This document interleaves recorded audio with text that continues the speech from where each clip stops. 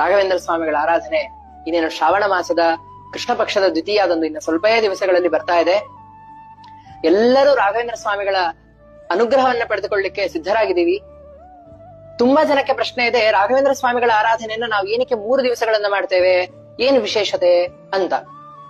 ಏನಿಲ್ಲ, ಶ್ರಾವಣ ಮಾಸದ ಕೃಷ್ಣ ಪಕ್ಷದ ದ್ವಿತೀಯ ಏನಿದೆ, ಅಂದ್ರೆ ಯಾವತ್ತು ನಾವು ಮಧ್ಯಾರಾಧನೆ ಅಂತ ಆಚರಣೆ ಮಾಡ್ತಾ ಇದ್ದೀವಿ, ಅವತ್ತು ಯಾಕೆ ಮಧ್ಯಾರಾಧನೆಯನ್ನ ಆಚರಣೆ ಮಾಡ್ತಾ ಇದೀವಿ ಅಂತಾದ್ರೆ, ರಾಘವೇಂದ್ರ ಸ್ವಾಮಿಗಳು ಶ್ರಾವಣ ಮಾಸದ ಕೃಷ್ಣ ಪಕ್ಷದ ದ್ವಿತೀಯ ದಿನದಂದು ವೃಂದಾವನವನ್ನ ಪ್ರವೇಶ ಮಾಡಿದಂತಹ ದಿವಸ.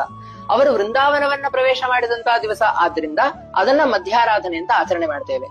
ಮತ್ತೆ ಈ ಪೂರ್ವಾರಾಧನೆ ಉತ್ತರಾರಾಧನೆ ಏನು ಅಂತಂದ್ರೆ, ಇದು ಸಾಂಪ್ರದಾಯಿಕವಾಗಿರತಕ್ಕಂತಹ ಒಂದು ಆಚರಣೆ.